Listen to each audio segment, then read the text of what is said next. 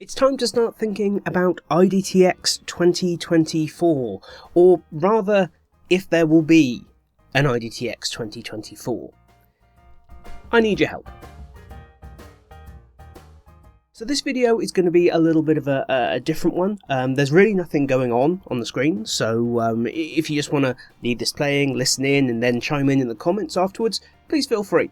If you want to stay and watch me talk though, you're welcome to do that too. Thanks for sticking around.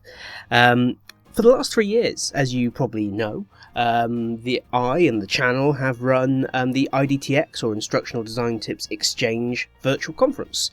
Back in 2021, it was a 2-day event. In 2022, and this year, 2023, it's been a 3-day event. Free to attend, free to speak at, open to all, no selling, no corporate sponsorship, which basically means it's been funded by me.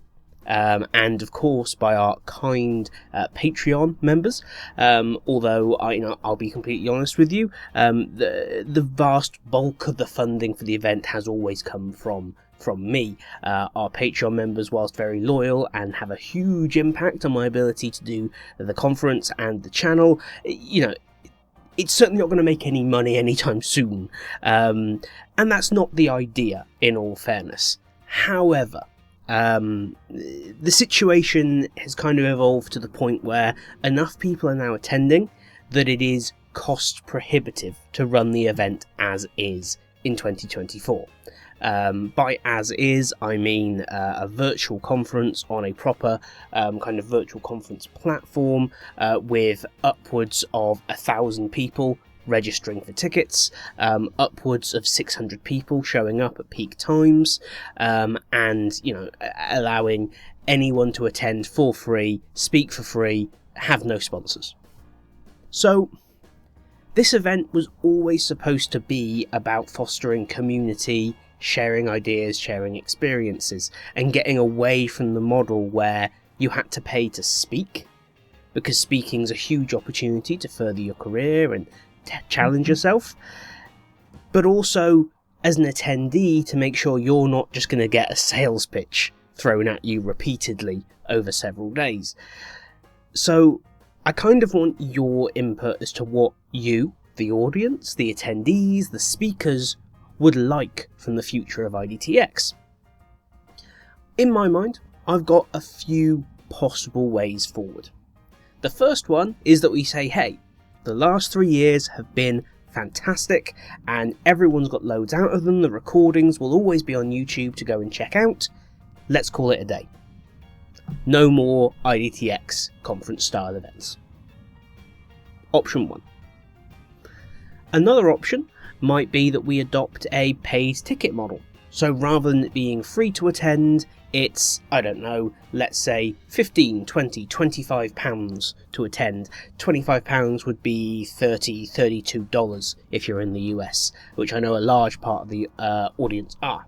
I'm not a huge fan of that approach, purely because when I first got started in L&D, I know I really struggled to start attending conferences because of the cost. And although that sounds like very little money to a lot of us, I guarantee there are people watching this video right now thinking, I couldn't afford that, my budget is $0. And so offering a free conference, in my mind at least, correct me audience if I am wrong, really did make it open to anyone, whether it was just a casual interest in getting started or you're a seasoned pro. The next option might be corporate sponsorships of the overall event. This would be probably getting, I would probably assume L&D focused organisations to sponsor the event in some way. Naturally, there is a trade-off here. Businesses sponsor events, yes, to foster goodwill within the community, but the point of that is that goodwill converts to sales at some point.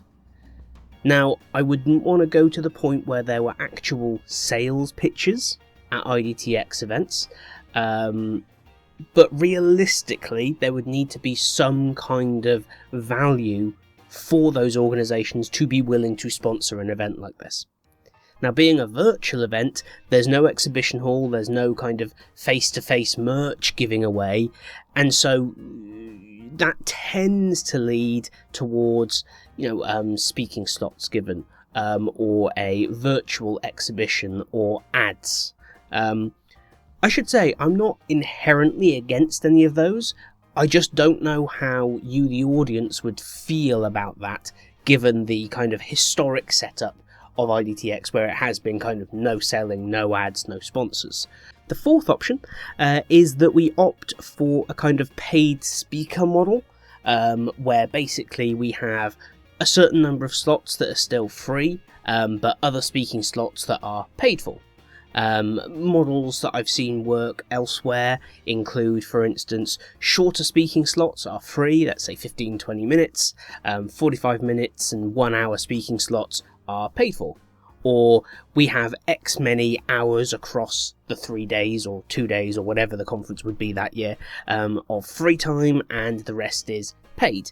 I'm not a fan of that. I don't like people paying to speak. I like to think people should apply to speak and get through on the merits of what they want to talk about or their passion for the industry. But it's a model that I know works, has been used by many other events for many years, so it's worth considering, if nothing else. And the last option, which I'm really uncertain about, I like it in some ways and I really don't like it in others, is to fundamentally change how we run the events. By which I mean we use really nice sort of virtual conference platforms. They allow us to have multiple streams going on, they allow us to have group chats, a directory of people, ticketed access, they allow us to network during sort of downtime, and obviously they allow us to have really good quality recordings of the events. We could switch to running the event on a free platform. For instance, we could just live stream it on YouTube.